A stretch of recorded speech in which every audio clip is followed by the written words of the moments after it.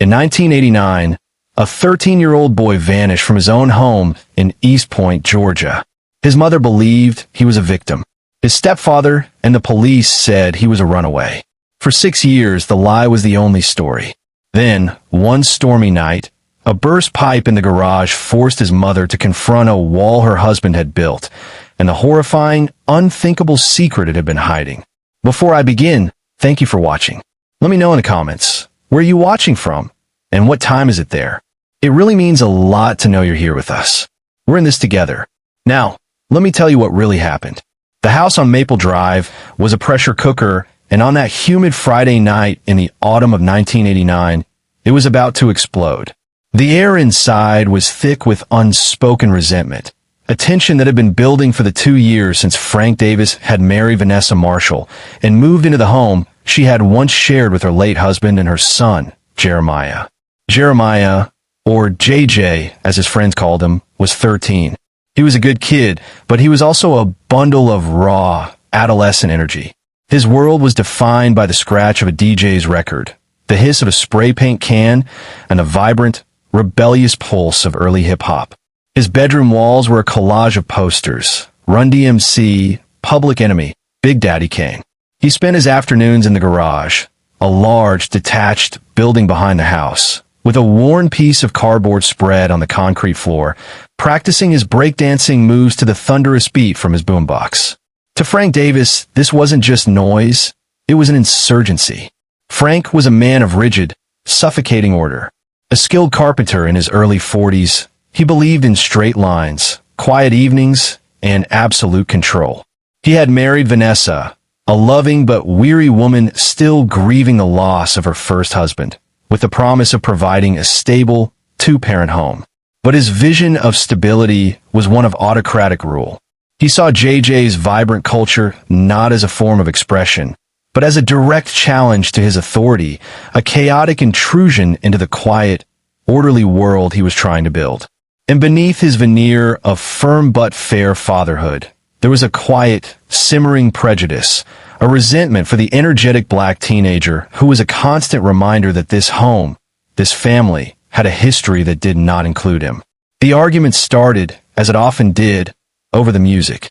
JJ had his boombox cranked up in the garage, the bass line of a new EPMD track vibrating through the floorboards of the main house. Frank, who had been trying to read the paper in his armchair, stormed out the back door. "Turn that garbage off!" he shouted over the music, his face a mask of fury. JJ, caught mid-spin, killed the music. "It's not garbage," he retorted, his voice dripping with teenage defiance. "It's music. It's noise. It's filth," Frank spat, his eyes scanning the garage with disgust. He saw the empty spray paint cans JJ used for his art projects on large pieces of plywood. "And this is a mess. I told you to clean this place up. It's my space," JJ said, gesturing around the garage. "My dad built this space for me." It was the wrong thing to say. The mention of Vanessa's late husband always ignited a special kind of fury in Frank. "This is my house now," Frank said, his voice dropping to a low, menacing growl. "And that means it's my garage, and you'll respect my rules." The confrontation escalated quickly. Vanessa, hearing the raised voices, came out to the porch, her face etched with a familiar weariness. "Frank, please," she said. "He's just a boy. He's a disrespectful punk," Frank snarled, not taking his eyes off JJ. "And he's about to learn a lesson." He grabbed the boombox. "If you can't be responsible, you don't deserve this." "Hey, get your hands off my stuff," JJ shouted, lunging forward. Frank shoved it back hard. JJ stumbled, catching his balance, his face a mixture of shock and rage. "You can't do that. I can do whatever I want in my own house," Frank roared. He turned to Vanessa. "Your son needs discipline. Real discipline. Not just you coddling him every time he acts out." He pointed a thick finger at JJ. You stay out here. You're going to clean this entire garage, top to bottom. And you're going to sit here and think about what you've done. I don't want to see your face in my house again tonight." With that, he slammed the side door of the garage shut, leaving JJ in the semi-darkness, the single bare bulb overhead casting long, distorted shadows. Vanessa, seeing the look on Frank's face, a look of cold, triumphant rage, felt a shiver of fear, but she was too exhausted to fight him. She retreated back into the house, hoping JJ would cool off and the storm would pass, as it always did. But this time, the storm was different. The fight wasn't over. Frank, his rage not satisfied, went back into the garage. The argument with JJ reignited, this time without Vanessa as a buffer. It became physical.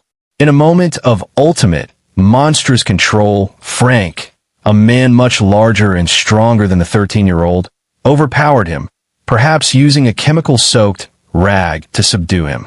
He then dragged the unconscious boy to the back of the garage, to the new, thick wall he had recently finished.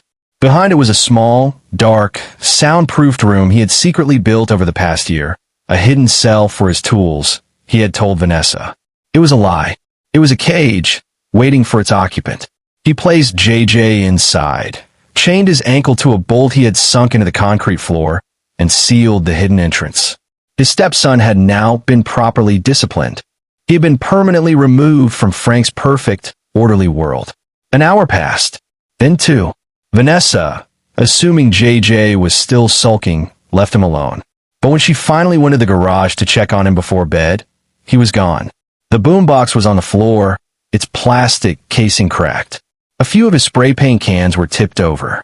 But JJ was nowhere to be seen. She wasn't worried, not at first.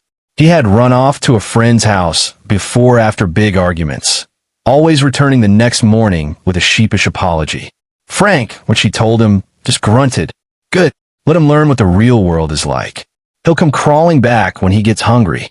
But JJ didn't come back the next morning. He didn't come back that night.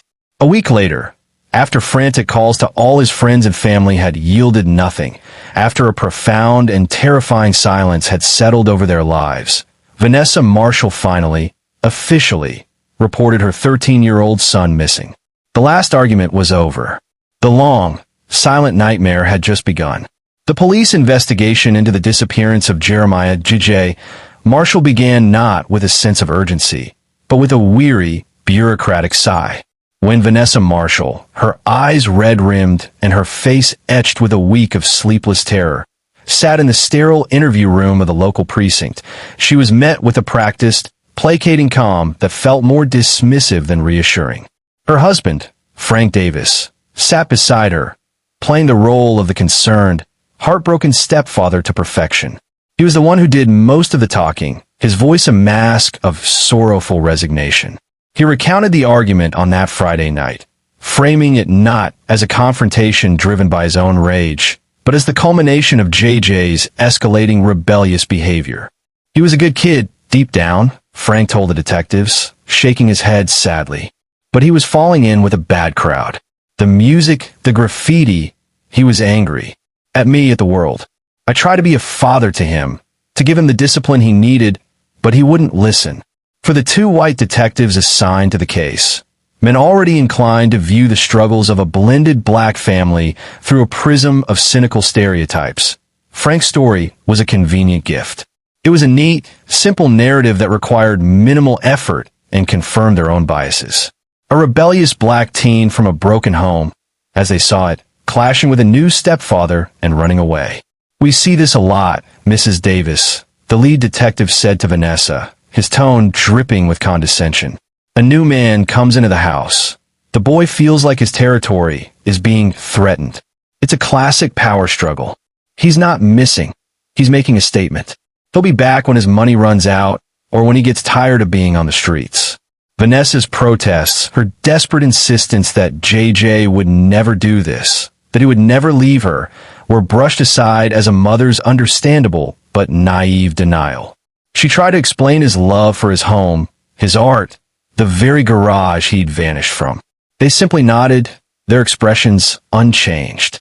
The final nail in the coffin of the investigation came 2 days later. Frank called the precinct, his voice thick with emotion. I found it, he said. I found a note. He produced a crumpled piece of notebook paper for the detectives. I found this in his room, tucked inside a book. The note, written in a scrawled approximation of a teenager's handwriting, was a vicious, calculated lie. It spoke of feeling trapped, of hating his new life, of running away to a big city where he could be free. It ended with a defiant, "Don't come looking for me." When Vanessa saw the note, her heart broke, but a seed of deep, intuitive doubt was planted. In her heart, she knew that jerky, angry scrawl was not her son's. JJ's handwriting was like his art, full of flair, of loops and sharp angles. The note was crude, simple, but her grief was a confusing fog, and these were men of authority, holding what they called proof. Her doubts were silenced by their certainty. The investigation was over almost before it began. With the runaway note as a convenient conclusion, police filed a standard report, which was circulated with a lack of urgency that was insulting. There was no widespread search, no media blitz. The case of Jeremiah Marshall was closed, his disappearance filed away not as a potential crime, but as the predictable act of a troubled teen. Frank, the concerned stepfather, had given them the perfect story, and they had eagerly accepted it. The 6 years that followed the vanishing of her son were a study in the slow, corrosive power of unresolved grief. For Vanessa Marshall, life became a quiet, gray landscape, the vibrant colors of her world having been bleached out on that autumn night in 1989. She lived with a man she loved, her husband Frank, yet their home was haunted by the ghost of her son and the deafening silence of his absence. On the surface, they maintained a semblance of normalcy. Frank was a model husband, steady, hardworking, and publicly, at least, deeply sympathetic to his wife's enduring sorrow. He would hold her when the anniversaries came around, JJ's birthday, the day he disappeared, and murmur comforting words about how, one day, their boy might come home, a grown man full of regrets and apologies. He played his part with a chilling perfection, his performance a masterpiece of deception. But beneath the surface of their quiet life, a subtle, psychological terror festered. The garage, once a place of youthful energy and loud music, became Frank's forbidden sanctuary. It was always locked. He spent countless hours in there, the sounds of his work, sawing, sanding, hammering, a constant, rhythmic backdrop to their silent evenings. He called it his workshop, his escape. Vanessa knew it only as a place that radiated a cold, unwelcoming energy. In the first year or two after JJ disappeared, she had tried to enter the garage, hoping to find some small, forgotten memento of her son, a stray drawing, an old cassette tape. Frank's reaction had been swift and severe. "That's my space, Vanessa," he had said, his voice dangerously calm. "My tools are precisely organized. I will not have you in there, disturbing things." His anger had been so disproportionate, so cold, that she had retreated, shaken. She learned, over time, not to ask, not to approach. The garage became a silent, locked testament to his authority, a room in her home that was not hers to enter. Her love for Frank warred with a tiny, terrified intuition she couldn't name. It was a cognitive dissonance that slowly eroded her peace of mind. She loved the man who brought her coffee in the morning, the man who fixed the leaky faucet, the man who held her when she wept for her lost son. But she was also afraid of him. She saw the coldness that could flash in his eyes when he was challenged, the obsessive need for control in the way he organized his tools, his life, their life. And sometimes, in the dead of night, she would lie awake, listening to the sounds of the old house, and she would wonder. She would wonder about the lie the police had so eagerly accepted. JJ, a runaway? A boy involved in drugs or gangs? It had never felt right. She would go into his untouched room, looking at the posters of Run DMC and Public Enemy, and remember the police detective's sneer when he'd seen them. "This is the kind of stuff he was into?" he'd asked, as if the music itself were evidence of criminality. She remembered the note Frank had found. In her heart, she knew that jerky, angry scrawl was not her son's. JJ's handwriting was like his art, full of flair, of loops and sharp angles. The note was crude, simple, but her grief was a confusing fog, and Frank and the police had been so certain. Over time, she began to doubt her own memory, her own judgment. Perhaps she hadn't known her son as well as she thought. This self-doubt was Frank's greatest weapon. A prison for her mind, just as the garage wall was a prison for her son's body. Frank, meanwhile, nurtured her doubt. He would subtly reinforce the police's narrative. He was a good kid, but he had a temper. Vanessa, he would say. You know he did. He fell in with those kids from the city. I was just trying to protect him. He positioned himself as the stoic, misunderstood father figure who had tried, and failed, to save a wayward boy. He allowed her grief, but he framed it as the grief for a son who had made bad choices, not for a son who had been a victim. And so, Vanessa lived in a state of quiet terror, a prisoner of a mystery she could not solve. The ghost of her son was a constant presence, his absence a physical ache in her heart. But there was another, more insidious ghost in her home. The secret locked away behind the garage wall, a secret kept by the man who slept beside her every night. She was living in a tomb and didn't even know it. Her days a slow, 6-year journey towards a discovery that would be more horrifying than any nightmare she could have possibly imagined. The storm that hit their suburb in the late summer of 1995 was biblical. For 2 days, rain lashed down in relentless, wind-driven sheets, turning streets into rivers and overwhelming the town's aging drainage systems. On the second night of the storm, Frank Davis was out of town, a rare occurrence. He was on a weekend-long carpentry job for an old client 2 counties over, a trip he couldn't postpone. Vanessa was alone in the house. The sound of the thunder rattling the window panes, the flashes of lightning illuminating her small living room in stark, ghostly strobes. It was just after midnight when she heard the sound, a loud, sickening groan of stressed metal, followed by a sudden, rushing roar. It came from the direction of the garage. Heart pounding, she peered out the back window. The floodlight above the garage door revealed a torrent of water pouring from beneath it. A pipe had burst. Her first thought was of Frank's tools, his precious, meticulously organized workshop. He would be furious. Her second thought was one of pure, practical dread. The water was now flowing towards the house's foundation. She had to do something. Pulling on a raincoat and a pair of old boots, she grabbed a heavy flashlight and fought her way through the driving rain to the side door of the garage. It was locked as always. She fumbled with the spare key Frank kept hidden under a loose stone, a key she hadn't touched in years. The lock was stiff, but it finally turned. She pushed the door open. The scene inside was one of chaotic destruction. Water was inches deep across the concrete floor, swirling with sawdust and grime. Boxes had toppled, their contents spilling into the murky water. And the roar was coming from a burst pipe along the back wall, spraying a high-pressure jet of water everywhere. She found the shut-off valve and, with a great deal of effort, managed to turn it, silencing the roar. The only sound now was the dripping of water and her own ragged breathing. Her flashlight beam cut through the damp, musty air, playing over the scene of disarray. And as the beam traveled along the back wall, the new, thick wall Frank had built 6 years ago for soundproofing, she saw something that made her freeze. The plasterboard on the lower half of the wall, soaked through by the floodwater, was soft, bulging, and in one spot, had started to crumble away. Water was seeping not just onto the floor, but from behind the wall itself.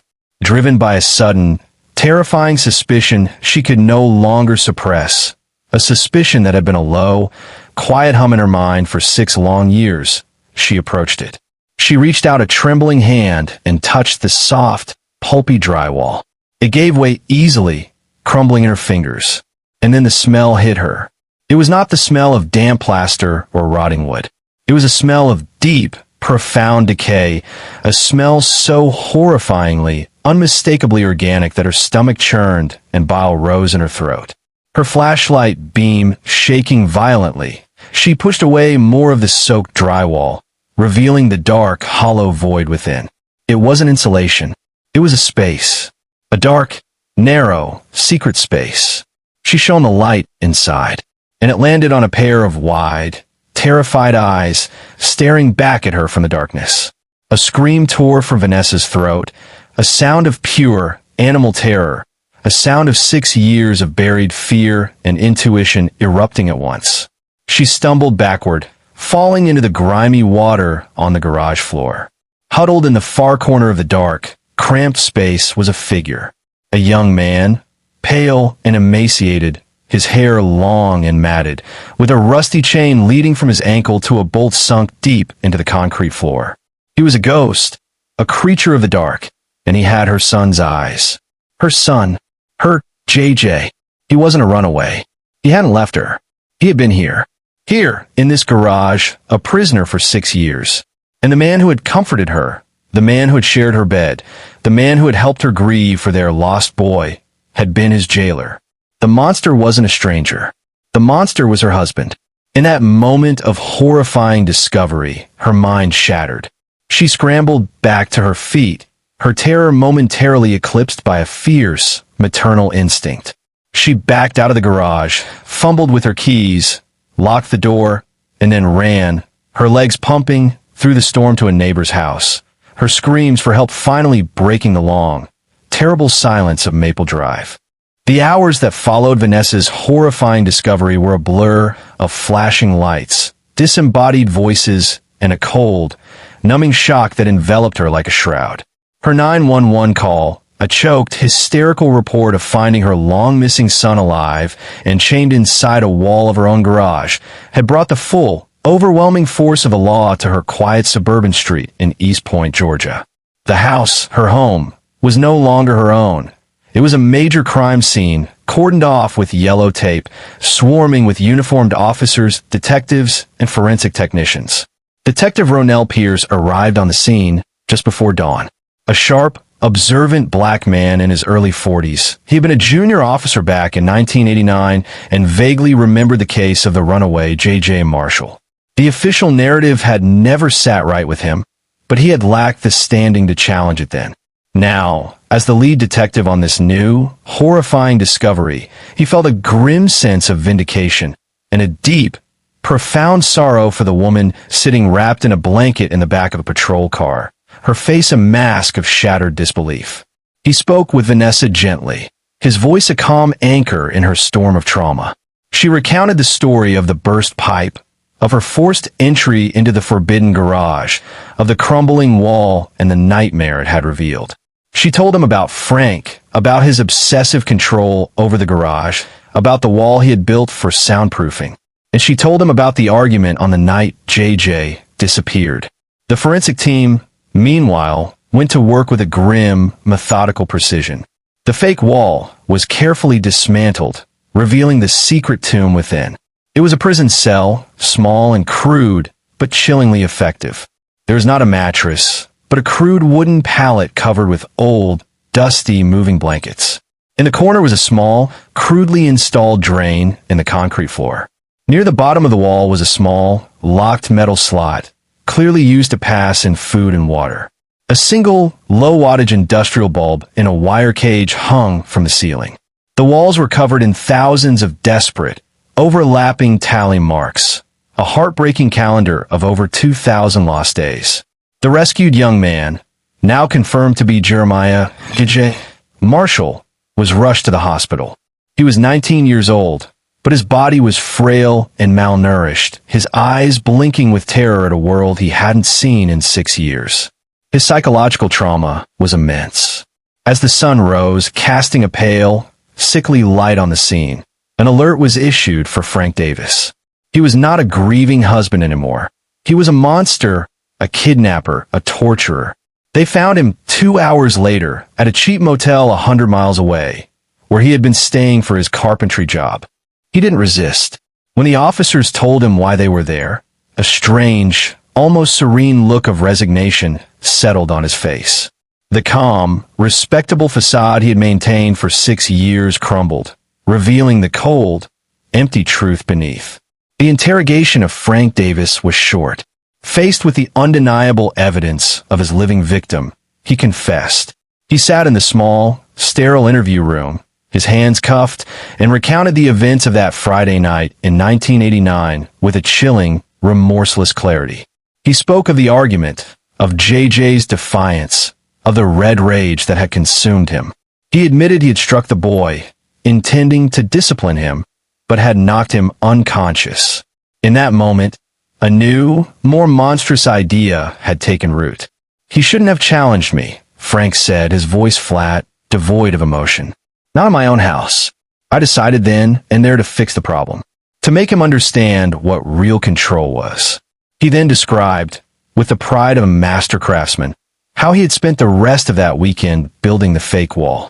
He explained how he had entombed his stepson, sealed him away, and then gone upstairs to comfort his grieving wife, his crime a perfect, silent secret buried just yards from where she slept. For 6 years, he had been both a loving husband to her and a cruel jailer to her son. When Detective Pierce asked him about the fake runaway note, a small, cruel smirk touched Frank's lips. "That was easy," he said. "I found one of his old-school notebooks from the trash. Practiced his signature for about 10 minutes until it was good enough. The words, I just wrote what you people always want to believe anyway." When Pierce relayed the details of the confession to Vanessa, her grief was compounded by a new, horrifying layer of betrayal. The man she had shared her life with, the man she had trusted, was a monster of unimaginable cruelty. Her quiet, internal fears, the one she had dismissed as the paranoia of a grieving mother, had been a pale shadow of the horrifying reality. She had been living with her son's captor. The unmasking of Frank Davis sent a shockwave through their community. The quiet carpenter, the concerned stepfather, was revealed to be a cold-blooded monster. The police department of 1989 was publicly shamed for its biased, superficial investigation that had allowed this horror to continue for 6 long years. The story was a brutal testament to a system that had failed a black child and his mother at every turn, a failure that had only been rectified by the random, chaotic intervention of a burst pipe in a storm. The trial of Frank Davis was a swift, grim affair. Faced with his own detailed, remorseless confession and the undeniable physical evidence of the hidden cell and his living, traumatized victim, there was little his defense could do. He was found guilty of kidnapping, false imprisonment, and a litany of abuse charges, and sentenced to life in prison without the possibility of parole. Justice, in the cold, efficient language of the law, was served. But for Vanessa Marshall, the courtroom verdict was not an end, but the beginning of a different, more difficult journey. The monster was caged, but she was left to navigate the ruins of a life built on a foundation of monstrous lies. The man she had loved, the man she had shared a bed with, the man she had allowed to comfort her in her grief, was the very source of that grief. The betrayal was so profound, so absolute, that it reshaped her understanding of her own past, tainting every memory of the last 6 years with a horrific, grotesque, new meaning. She sold the house on Maple Drive immediately. She couldn't bear to spend another night within its walls, knowing what they had concealed. She moved to a new city, seeking the anonymity of a place where she was not that woman, the one who had lived with her son's captor. The story of J.J. Marshall and his stepfather became a national sensation, a cautionary tale of domestic horror, a symbol of the secrets that can fester behind the closed doors of a seemingly normal suburban home. For a time, Vanessa was hounded by reporters, by television producers, by people who wanted to package her pain into a true crime special. She refused them all. Her story was not entertainment. It was a childhood lived and lost. The years that followed were a quiet, arduous process of rebuilding. Vanessa focused entirely on JJ's recovery, a journey that felt, at times, impossible. JJ, now a young man of 19, had to relearn the world. He was terrified of open spaces, of loud noises, of other people. He suffered from severe post-traumatic stress, his mind a fractured landscape of fear and confusion. He had spent his entire adolescence in a dark room. The world of 1995 was an overwhelming, incomprehensible assault on his senses. Vanessa became his fierce, unwavering protector, his guide back to a world that was alien to him. She sat with him through years of intensive therapy. She patiently taught him things a mother should never have to teach her grown son: how to order food in a restaurant, how to use a telephone, how to simply walk down a street without being consumed by panic. The brilliant, energetic boy who loved hip-hop and art was gone, replaced by a quiet, frightened man who was a stranger to his own life. The story ends years later. Vanessa is now a grandmother. She has a new family, a new life, but the scar on her soul is permanent. She is in the backyard of her own small, sunny home, a place she is filled with light and laughter. She is watching her grandchildren play, their joyful shouts a stark contrast to the long silence that once defined her life. She is not healed in the simple way that stories often promise. The ghost of JJ, her bright, energetic boy, is always with her. But as she watches her grandchildren, she feels not just the ache of his absence, but the enduring strength of his memory. She survived. Her family survived. And in that survival, there is a quiet, powerful victory. She has learned that the most important walls are not the ones made of plaster and wood, but the ones we build around our own hearts. And that the most courageous act of all is not just tearing down the walls that imprison us, but having the strength to build new ones, ones that let the light in. The horror of her past is a part of her story, but it is not the end of it. The end is this: a quiet afternoon, a sunny backyard, the sound of children's laughter, and a peace that is not perfect, but is against all odds real.